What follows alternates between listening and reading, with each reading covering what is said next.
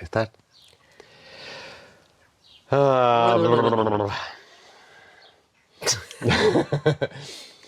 Hello friends to one more episode of One Question Each with Jenny O. Jacobson, me, and Moe Mowerson, who is believing to be smaller than he actually is. He puts himself like a cat here. This week I wanted to bring a question to you. The first weekend of June we're going to teach a little workshop weekend with 4 titles to address some of the issues that we see are going on now in the world in relationship with our human expansion or human exploration or maybe discovery.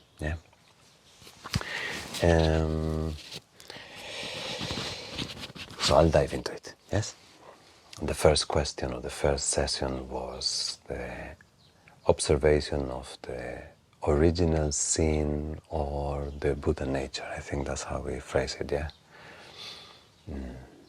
How within our deepest fears and difficulties and struggles is the potential for awakening is hidden in there, yeah? And not just as a, oh, you do the best you can with it, but more like realizing that that is somehow the design of life on earth, that is actually how it is made, yeah? So, within that subject, I think you're a perfect candidate to explore, yeah? You were abandoned at birth, and then brought to an orphanage and then adopted to beautiful parents in Sweden when you were 10 months. But if I imagine the arrival of this little baby, yeah, it was first love, I suppose, in whichever shape, pain from your biological mother to give you away, that cannot be easy. Then your own incredible response to that as a newborn that must feel this enormous pain of being rejected. It's like you come into life and the first thing is blech. Then you spend 10 months in an orphanage in Korea, which, I don't know, maybe it was amazing, but an orphanage in the 70s, in my mind, I guess they kept you alive, barely. Yeah, I don't think you got a lot of attention or cuddles or... Then you had a bit of a bridge because beautiful, amazing human beings welcomed you into Sweden. But then again, the first few years in kindergarten and then early in school, you felt different, you felt mocked, you felt maybe slightly bullied, so you always felt isolated. But then from there you become this. You have developed incredible skills, you're kind, you are generous to people, you are endlessly curious about life, you're so positive, you can make amazing projects come true. You are the person that I know that falls and stands and falls and stands. I do that. A lot. A lot. So, you are, in my life, probably the clearest example of someone who has turned shit into manure, into a flower. So I wanted you to explain, explore,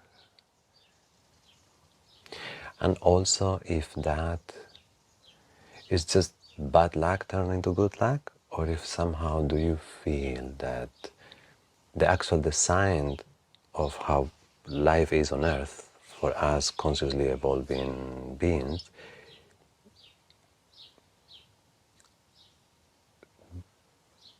that pain is actually built in for a reason. Yeah. Anyway, explore the subject.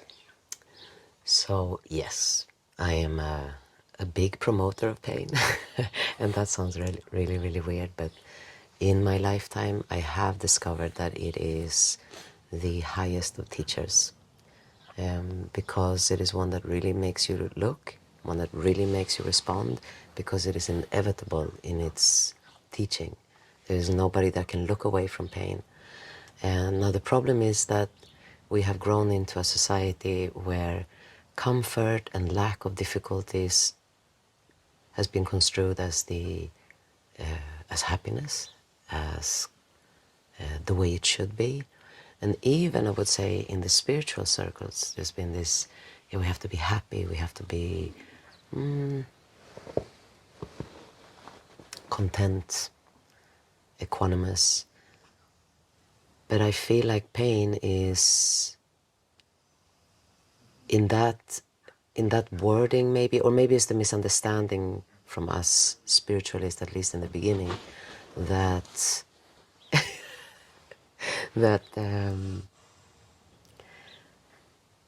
it undermines pain as an agent of change, because there's no stronger force that will guide change than pain. There's absolutely no stronger force, be it like we have seen from many of our students, difficulties in terms of accidents, people close to them dying, them being deprived of a certain motor function or a skill or anything that would be construed as difficulties. That is the catalyst for a life change.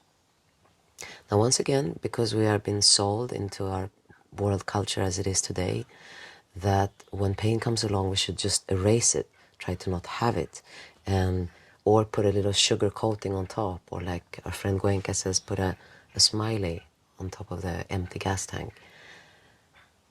And that is, once again, is undermining it. Pain exists as a polar opposite of joy. The more joy you want to have in your life, the more pain you have to embrace. It's just the way it goes. Otherwise, you will never be able to fully embody joy. And I would say from my example, I have gone through layers and difficulties of pain, spared from the worst ones, I would say. But there has been an underlying ground of that being the flavor or the quality of my life for as long as I can remember. From being, I guess, from being abandoned at birth. That gives such a strong imprint on the heart that it is something that just viscerally is carried within you, becomes part of your DNA structure, and is a very clear marker. And then, of course, being,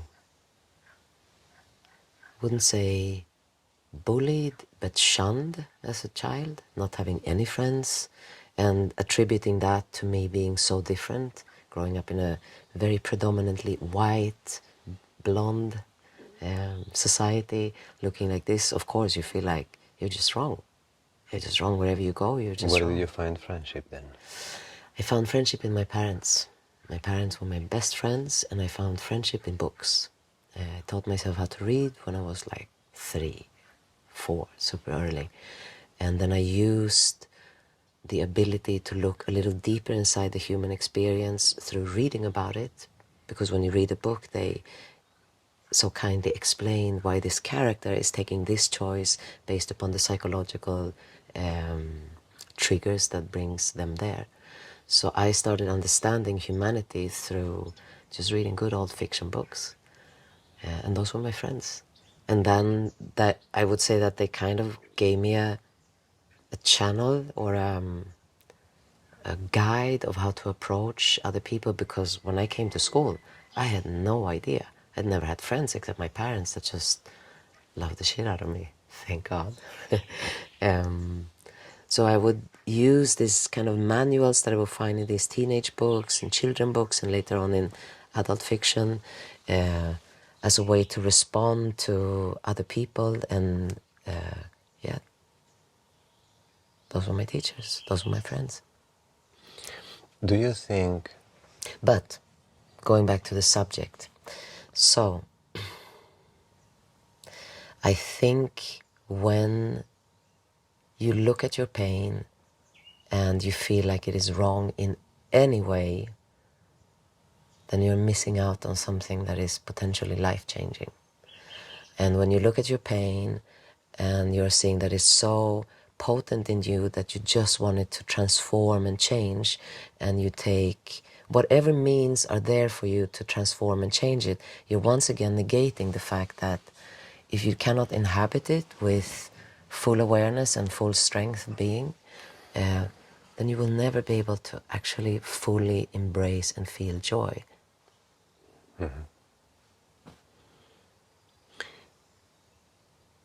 From your words, two corners I would like to be clarified. Yeah, tell me.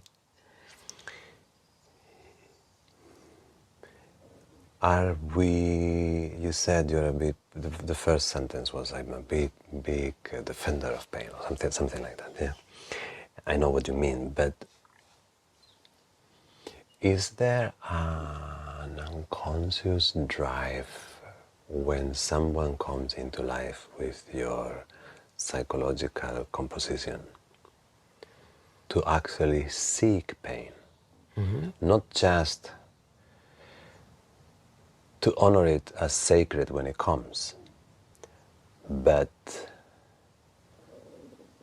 like an underground kind of magnetism towards it, or the side of it to happen, almost like a covert addiction to the experience of growing through emotional distress. Yeah, for sure. That is, of course, something that I could only look back and contextualize from where I No, am what I'm now. saying Yeah. is, do you recognize that? If so, is that positive? If so, what happens in your relationship to the realization that you are seeking pain? If you No, have, I don't know. now I'm not seeking pain. Now I am. But have you observed this in the past? But yes, of course. In the past, I would say that now I can use all these fancy words like shadow and the darkness and all this, but at that time it was just that was that which was hidden, which I felt was ultimately the catalyst for growth. I understood it from being in it, I understood from looking back at it, I understood that pain as a catalyst was so strong that it would make me cross my own comfort zone very easily, because I understood that on the other hand of that was some sort of growing experience. From the early get-go, I was frightened as a child. I was so scared I would not leave my mom's legs. Yeah, when you tell me that, Yeah. I'm like so, Yeah. like that you were scared. Yes, I When was you're so frightened, so so frightened. wild Yeah. now. And for me to have gone from that fear, but I understood that if I would keep myself in that fear, I would always feel like that. So I used that fear to like crash into my comfort zone and just like step over it and If I look at that ingredient composition, yeah, and then let's say the other, the person who is so many, that is crushed by this and is not, doesn't found the spring to bounce back, yeah, and then the rest of the life is a life of insecurity until maybe in their 50s or 60s they start thinking about this thing, but the whole life is lived from the place where those experiences squeezed you into. What do you think is the fundamental ingredient of difference, let's say, in you, that you decided, fuck this shit, I'm gonna grow? What was, yeah, let's okay, say, I know exactly. who is the other little Jenny who didn't?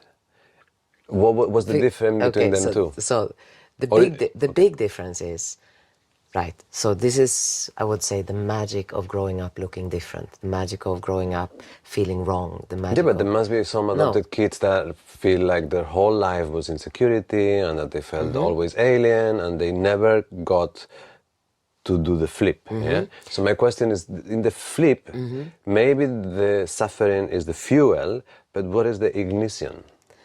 The ignition for me was that I never believed what they said, and that included my parents very much. included society, this beautiful blonde society that I had around me. I could see all the good points, but I could also very early on see, I'm not sure I believe all this. Okay, so Yeah. that, Yeah. what you just pointed, is that when they say someone is an old soul? Like that, is that in your DNA? Is that learnable? Is that something that you can install in someone who does not seem to have it? That is like kind of wrestling against the difficulties, and they have read like 300 million self-help books, but still they don't find that famous click. That click seems to be a volition, a very deep internal volition of I want to, like a strong desire, yeah? And that desire, do you think it came with you? Do you think you found it on the way? Do you think it was some actual event that flipped it? Like, I see so many people who are crushed under their own pain, and they don't find, or we don't find at times, I can include myself, the momentum or the to do that transformation, yeah? And since you are really like, sometimes people cannot teach that which they are born with, yeah? Yeah. But my question is if you see that you were born with it, or if you found it along the way. Both. Like I said before, this feeling of being different that gives you, being rootless, being just like having no history, that gives you, at least gave me, a sense of inner freedom to actually feel different and not feel the need to be the same as everyone, because it was clear I was different. Whereas if you have grown up in a homogeneous culture, in a homogeneous society where you look and are just one of the players in this homogeneous game, then when you feel different, you automatically feel wrong. And I never had that. I just assumed that I was this bastard creature that had been allowed in for the ride. I don't know how to explain. It was never... I never thought that... I never thought that it would be possible that I would be fully accepted among the normals. Like, never. I just assumed that I would just be Do you feel always an fully outsider. accepted now? I don't know. But yes, I guess because I don't care that much. So I guess that is the ultimate acceptance. Yeah, and also you have built such a beautiful world of friendships and around you. Yeah. But then I also think that there's a certain, okay, so let's say you are in pain, and there are two avenues that this pain takes, generally speaking. And one is the avenue of the victim, and the other one is the avenue of the perpetrator. And the victim avenue, which is what I see in most people that are stuck in just feeling like everything happens to them and they can't get out and they're always insecure, that is a feeling of being completely helpless in your pain. And the perpetrator reality, or the perpetrator diversion, it is a much more edgy, much more unallowed, much more frowned upon, even banned in most religions and thought processes as the bad guy. But the perpetrator has action. Including self-control in its... No, not necessarily, but... I'm saying, but including part of the action of the perpetrator. Yeah, of course. It's one of them is to not be constrain and not act as a perpetrator. Yeah. So I would say that there were times when I could feel my insecurity as, I would pray to God every night for like years and years and years, like, please make my legs longer, make me blonde. Please make my legs longer, make me blonde. Like I would pray for years, because I grew up, even if it was not a Christian household, it was pseudo-Christian by nature, because my grandma was Christian, my mother had a taint of it. We didn't go to church, but I was part of a church choir. It was, God was somehow present in my existence, yeah.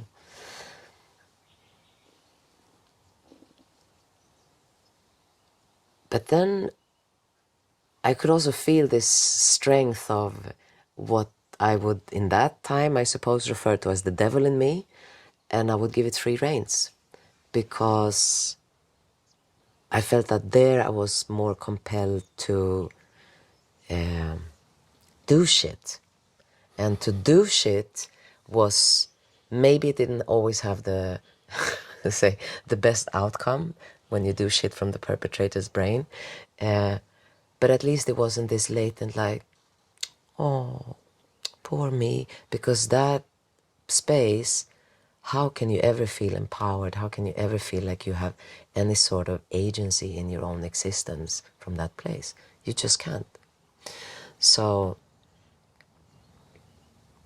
I think that is a big difference. And I know that's very scary for people that feel insecure, but I remember feeling insecure and I remember feeling like a motherfucker, and I know exactly what made me do which actions in my life, and I know that those that came from the motherfucker part of me, they have hurt me badly, have hit me in the head several times, but man, have they made me grow. Because part of it, I have to say, is luck, because I have also been lucky in pursuing certain avenues and uh, not Is it, dying. yeah. Yeah. Is it luck or is it the universe's way to support Yeah. courage? So let's go back to it. So let's say that you are brought up in this pseudo-Christian, or like I usually call it, like the Judeo-Christian backbone that pretty much all of us in the Western Hemisphere are grown up with, yeah. Then you feel very much like whenever you feel bad, whenever you host bad thoughts, whenever there is a feeling of rage or I don't know, you shrink it, because that is the work of the devil, or that is evil, or that is bad. And when you step out of that thought process, when you step out of that, of being good, all of a sudden you have so much space to explore and to curiously tap into all the avenues of life that, of course, from my understanding now, I know that everything is part of what we call God or the universe, all that is source, including pain. And I would say that if there is such a thing as, let's call it the God, he put it there so it's like, guys, this is the best tools, because this one you can't look away from. This you cannot look away from. So if you're looking to expand, then investigate it. Maybe not go search for it, but sometimes yes, I would say sometimes go search for it. Because if you're always thinking that this happy space, this good feeling space is the compass with which to direct your actions towards, you're just going to live half of you, because half of you for sure is dark. For sure. We are polar by nature. There's darkness and there's light. And to the degree that there's light, there's going to be that degree of darkness. To the degree that there's that darkness, maybe there is not that light, but there sure is a hell of a lot more potential for that light to come. And that is what I think has happened in my life. Like all the times that I have hit my head against the wall, hit my heart against the wall, they have given me such deep human experiences that I can really empathize with anyone's pain. Then people can come to me with all their shit and the bad things they've done, and I understand. Because not only have I been a victim, but I've been a perpetrator. And so I understand that. And from that place of understanding, there's a recognition of the all that we are kind of thing, and that is what creates full relationships. And those full relationships that I experience are what brings me the light, because they will bring me love, including the one I have with you.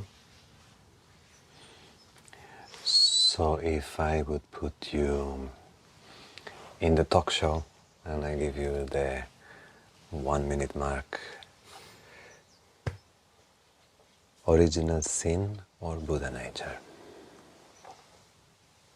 I think they're exactly the same thing. I think Buddha nature, the Buddha was no fool, so the Buddha knew that original sin is very much a part of and a welcome part of Buddha nature, of course.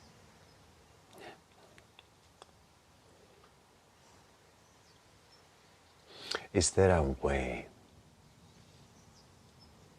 I guess you're not the right person for this question, but if you do not encounter the struggle, if you're born into a pleasant life, a bright future, I'm taking a second to think if that is the situation where Yomi is in, our daughter, yeah? But no, I think we've given her enough trouble to at least know the shape of the darkness in the twilight. Yeah? But I guess if you are riding a wave of happiness that welcomes you into childhood, and now some families, some situations have been really beautiful in the last half a century or so. There is a possibility for joy, tolerance, economic affluency. People have been having beautiful lives, yeah?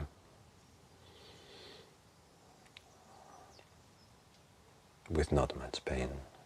But I don't think that's true, because I think even a beautiful life on the exterior contains the same level of pain It's on just the different, inside. yeah. It's maybe not like this, but it's like in a different. Like the light it comes instead of with a bright spotlight into the wall. There, it comes like more diffuse. Is that? Yeah, because once again, it is not something that is circumstantial. It is something that is built in.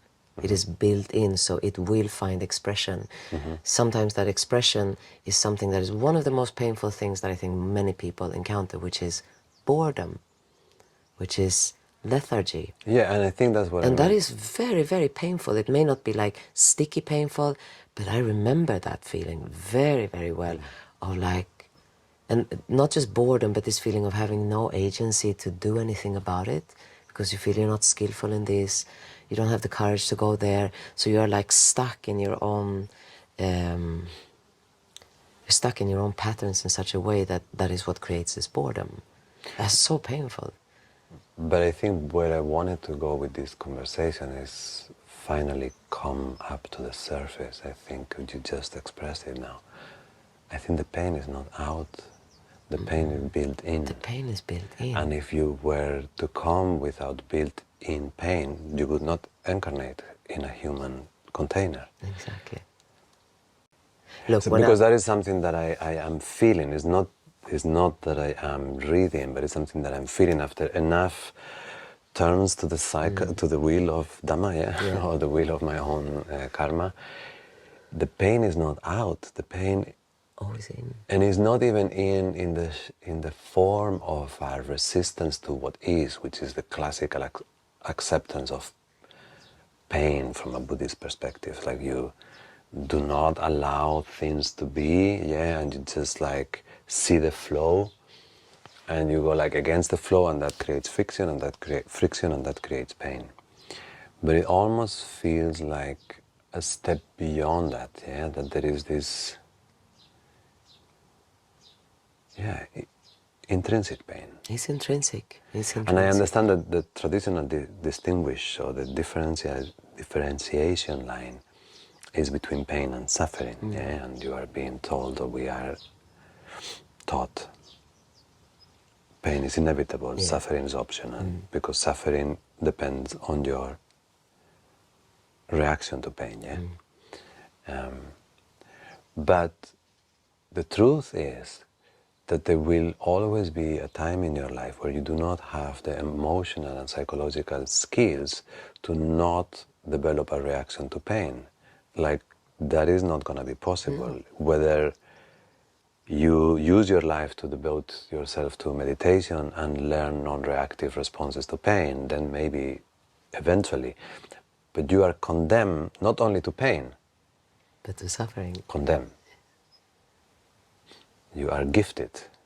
It is so that you will experience suffering, and suffering is evitable eventually, but is not evitable originally. And I think that is a distortion that people sometimes might feel with the spiritual teachings, and sometimes the glorification of traditional cultures, that suffering is entirely avoidable. But suffering can be overcome, but it's the overcoming of suffering which is the path. Is not to consider that suffering is optional. Does it make any sense what I'm trying to say? I would put it like this, I would rephrase it like this. And for many, in the beginning when we started looking at and listening to Eckhart Tolle, he was saying this, maybe you haven't suffered enough yet, with this little smile. And I always, I always felt like, oh, that's very clever, but I'm not really sure that I completely understand the full scope of what he's saying. And now I do. Because suffering, what it is your motivation. Exactly. Suffering is motivation, because nothing is going to motivate you like suffering. Pain is not going to motivate you. Pain, you might try to numb it, to distract yourself from it, to run away from it, to find another avenue to express something. But suffering is the motivation that will make you take action. And sometimes you take actions in this direction, this direction, this direction, and it keeps on suffering. But when you have suffered enough, like Eckhart so beautifully points out, then intelligence will arise. And intelligence will show you, it will teach you a way for this particular brand of suffering to be addressed in such a way that it is not so burning anymore. Which means that when I asked you before, what is the secret ingredient that makes a person flip the omelette while another person is still in the victim space? And the secret ingredient can very easily be just time, enough turns, enough amount of repetition. And it can also be sectional, because you can have like really a poor, very suffering relationship with your physique and your health, but you are emotionally amazingly intelligent. Or you can have emotional depth of a 5-year-old and needs to evolve and evolve and evolve and evolve with enough repetitions of suffering in the emotional department. And it is true, the spark will only be when you've suffered enough. Have you suffered enough? That's the spark for any of them. And that's the question that you have to ask yourself. Have I suffered enough? And if the answer is no, instead of like no, then maybe it's no. I actually need to suffer a little longer. But almost like, I'm not going to say joyfully, but like, well, that's what's coming. But then there's so many nuance in this as well, because I can also see from the spiritual space that we are creating now with all this yoga, new tantric teachings there, and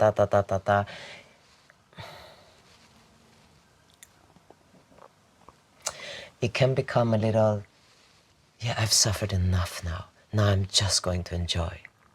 Now I've suffered enough, now I'm just going to enjoy.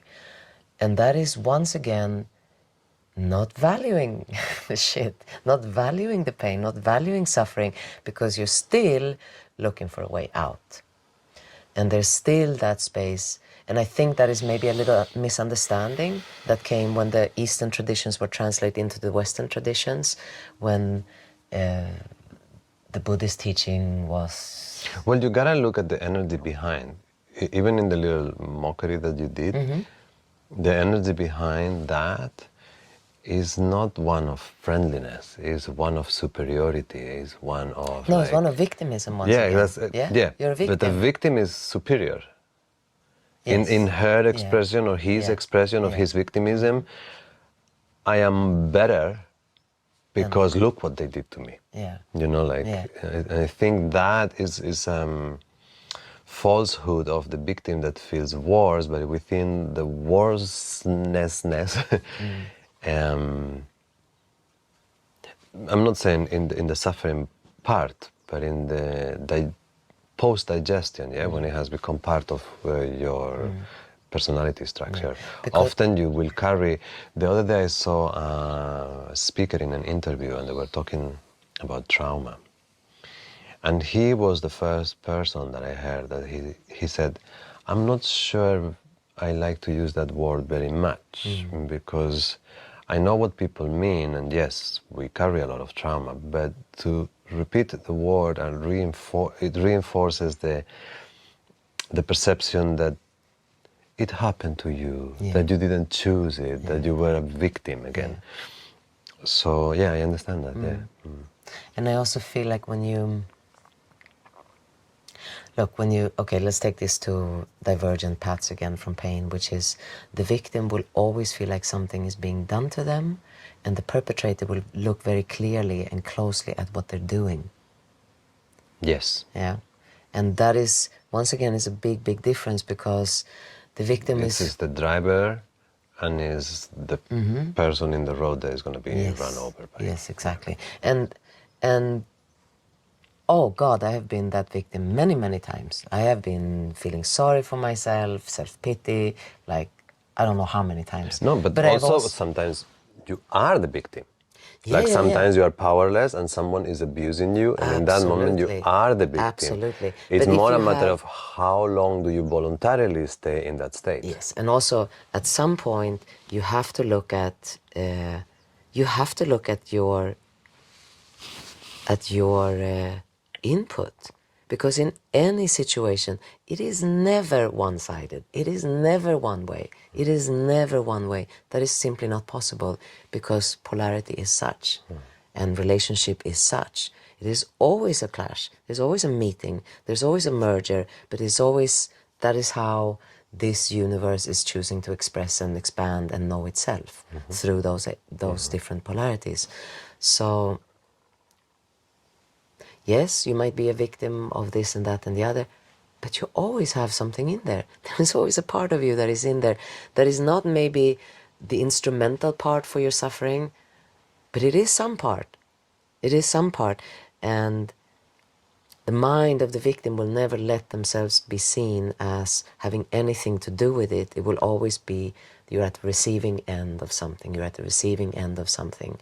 And that is not conducive to growth, because if you are just thinking of receiving, you're not seeing, what am I doing?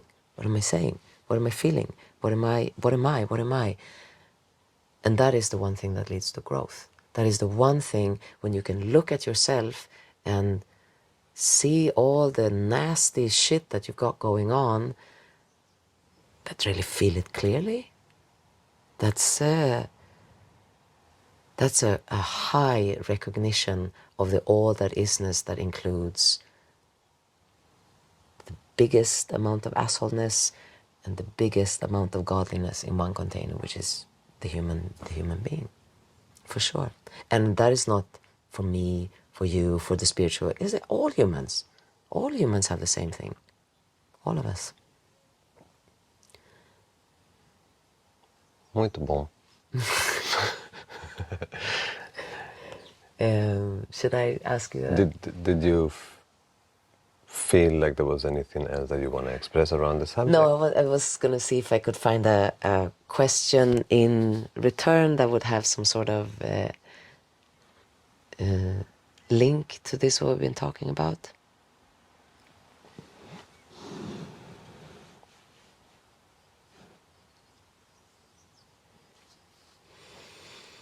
We're going to cut this long silence.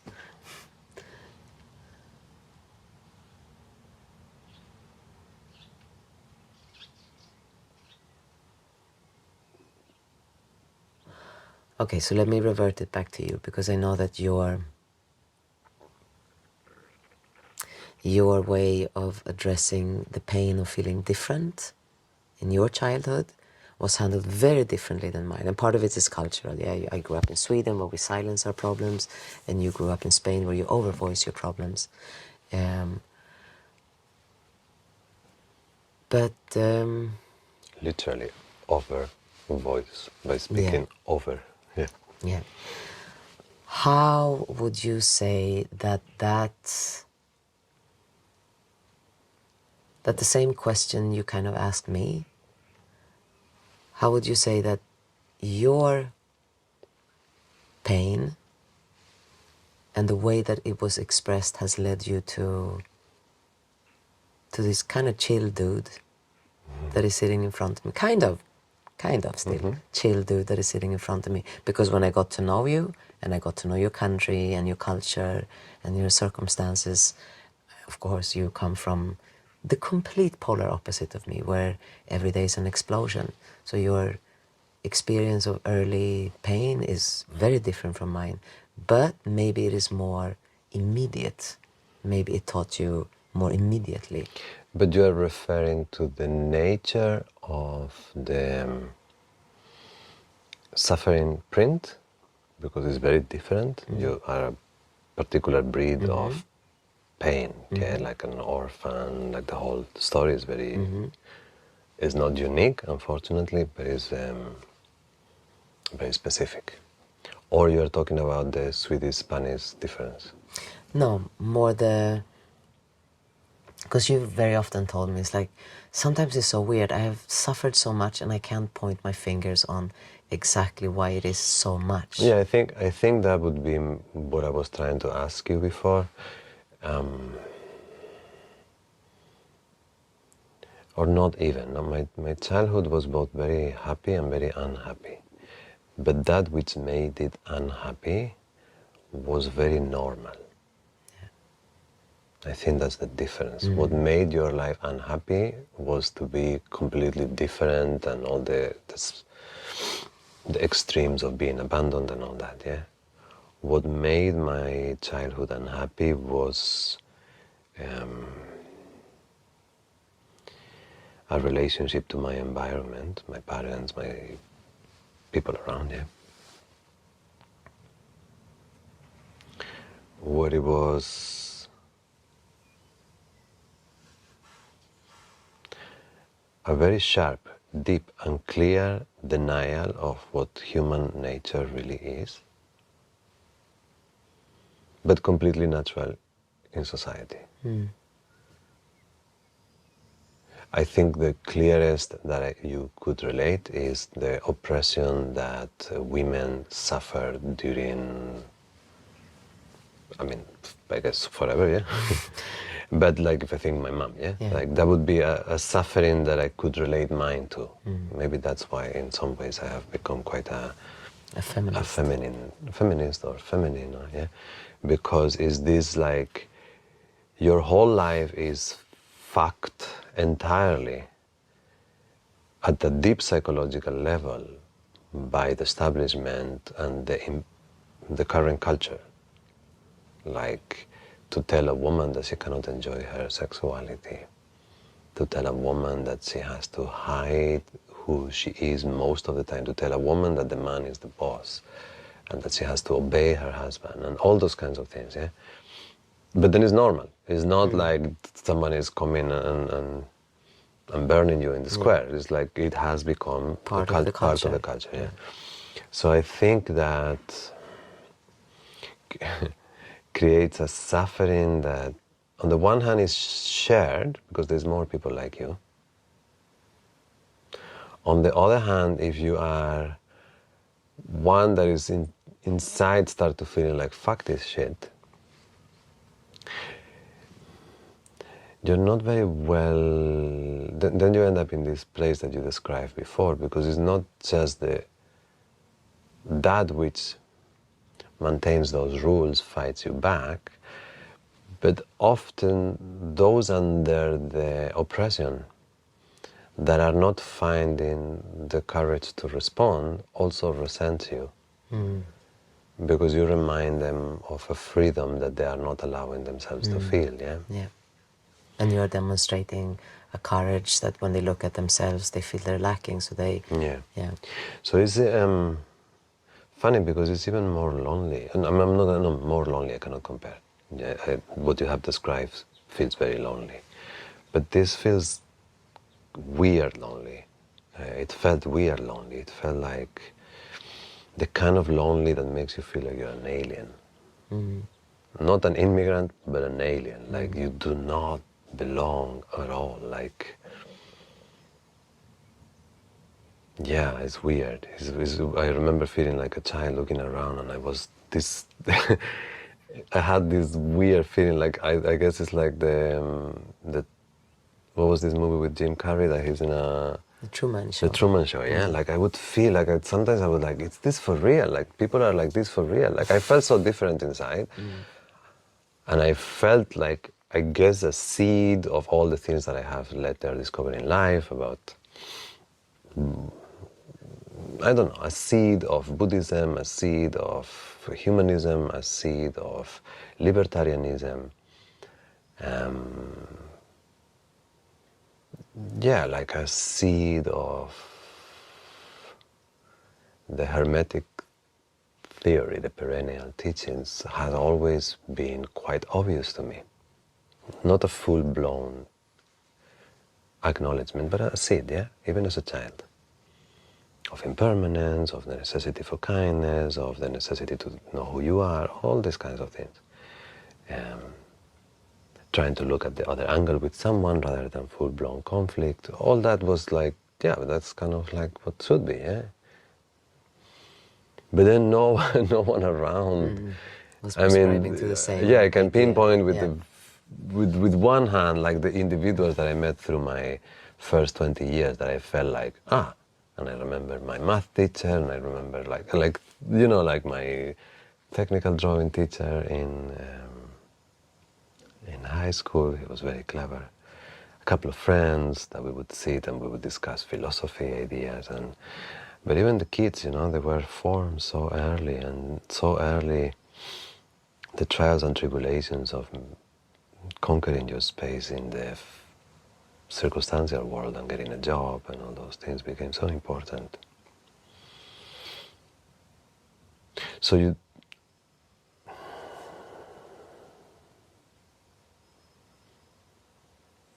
it's a very, very solitary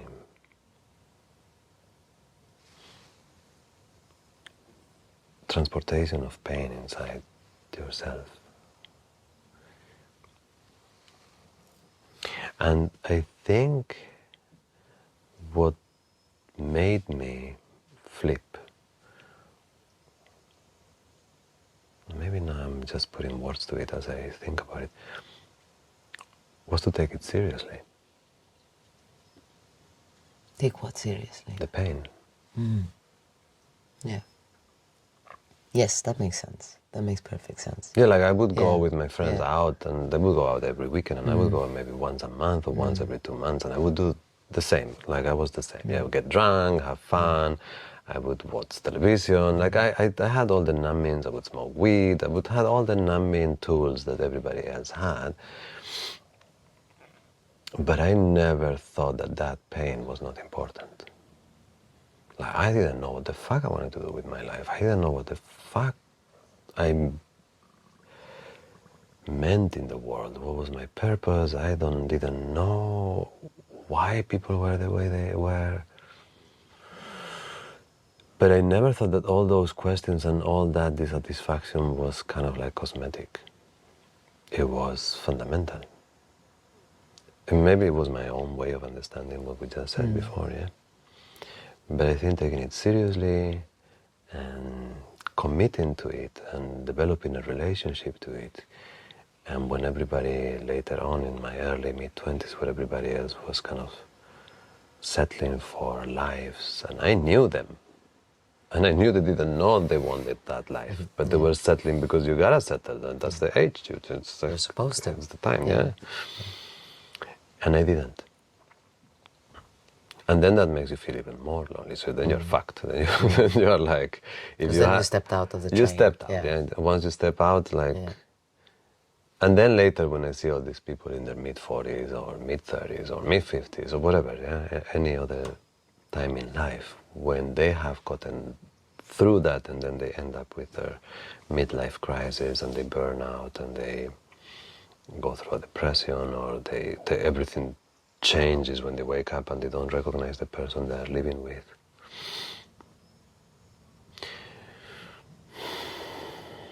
They got a financial security that we don't have.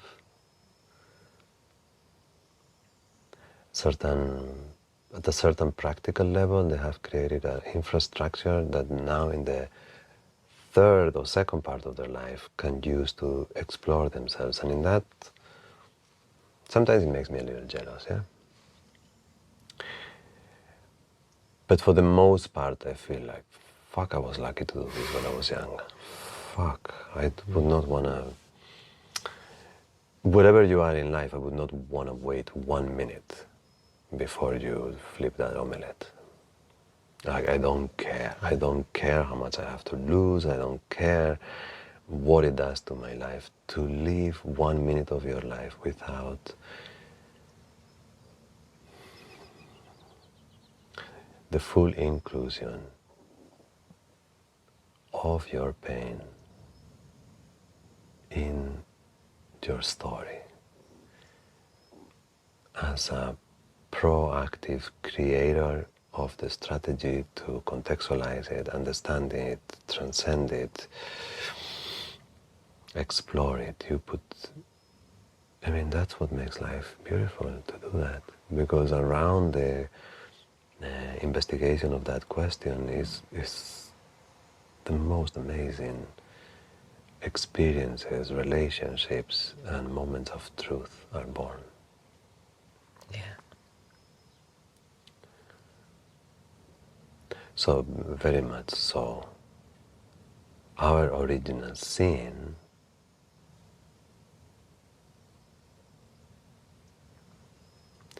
is the blood that runs in the veins of our Buddha nature. That's a beautiful way of putting it, yeah. Yeah. And also I would say that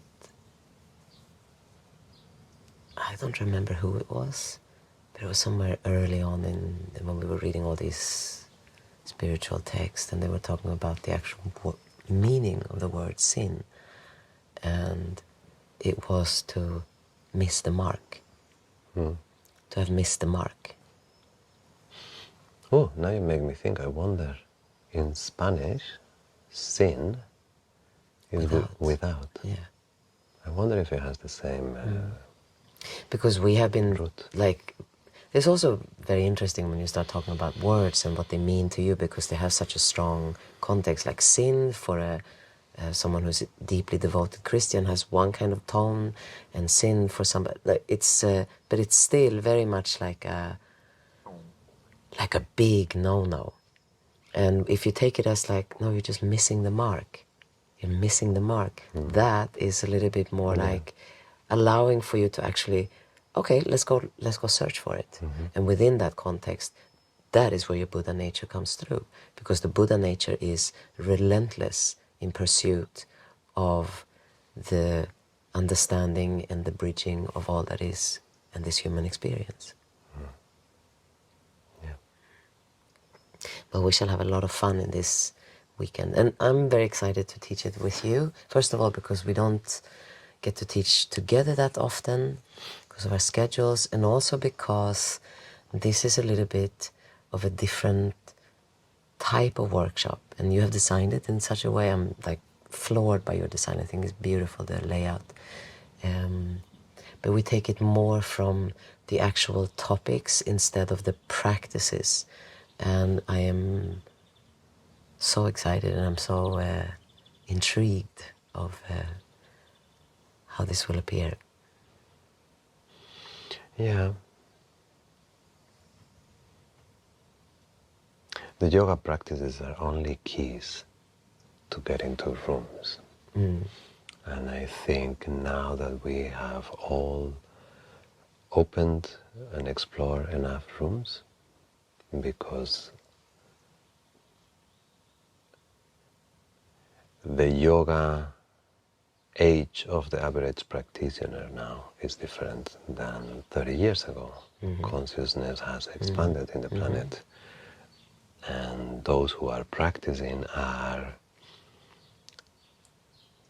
we've gone from kindergarten to the first grade. There are more rounds on the wheel of Dhamma, on our meditation cushions. So I think it's now very interesting to not only share our insights and our techniques and our tricks with using the keys, our different breath exercises and asana exercises and meditation techniques and all that we do. But I think once we open rooms with those keys, it's nice to inhabit those rooms together and share with one another what is our human experience once we have entered into that room. And I think the room of pain, suffering, and its relationship to awakening is something that we have a more refined understanding now than we had a while ago. Us and the people around us, and in general, humanity. And also there is a, I would say from the yoga teacher or spiritual guide or whatever, from the space holder's perspective, I think it's important now that the world is going through this very quick, almost revolutionary transformation, that the way to use these practices, to use these keys, it's always through the understanding of the room, from the reading of the room. And that means to dive into the uncomfortable topics that are at the baseline for your pain or your suffering. So I'm super excited. It's going to be beautiful. Good. So first weekend of June, in Viñavela we'll do a practice weekend. And this week I will place practice audio, and we keep doing our retreats. This goes on YouTube for the video, on Telegram for the audio. What else are we doing? You are doing amazing things in your dance studio. I keep helping whoever wants to be supported with shiatsu. And